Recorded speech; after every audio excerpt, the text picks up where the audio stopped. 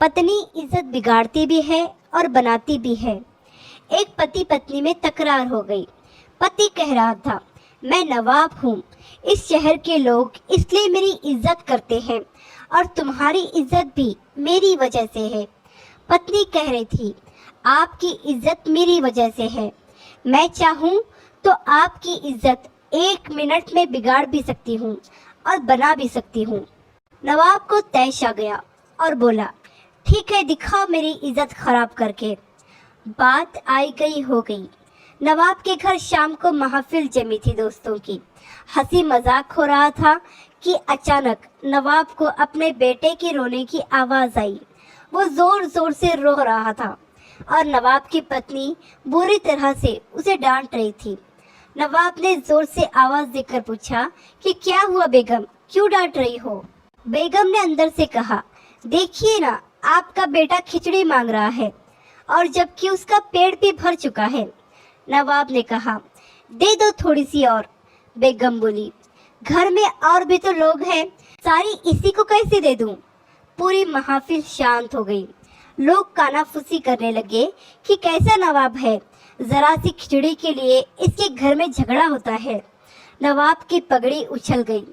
सभी लोग चुपचाप उठकर चले गए।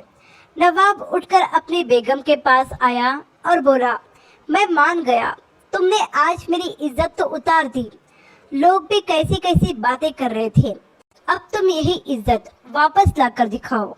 बेगम बोली, इसमें कौन सी बड़ी बात है? आज जो लोग महफिल में थे उन्हें आप फिर से किसी बहाने से निमंत्रण दीजिए। नवाब ने फिर से सबको बुलाया। बैठक और मौज मस्ती के बहाने सभी मित्रगण बैठे थे।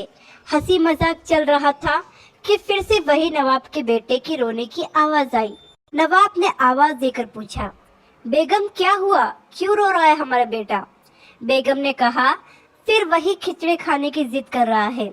लोग फिर एक दूसरे का मुंह देखने लगे कि यार, एक मामूली सी खिचड़ी के लिए इस नवाब के घर पर रोज झगड़ा होता है।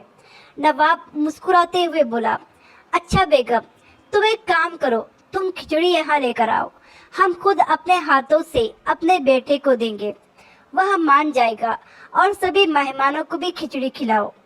बेगम ने जवाब दिया, जी नवाब साहब। बेगम बैठक खाने में आ गई। पीछे नौकर खाने का सामान सर पर रख कर आ रहा था। हांडियां नीचे रखी और मेहमानों को भी देना शुरू किया अपने बेटे के साथ। सारे नवाब के दोस्त हैरान। जो परोसा जा रहा था वो चावल की खिचड़ी तो कतई नहीं थी, उसमें खजूर, पिस्ता, काजू, बादाम, किशमिश इत्यादि से मिलाकर बनाया हुआ सुस्वादिष्ट व्यंजन था। अब लोग मन ही मन सोच रहे थे कि ये खिचड़ी है।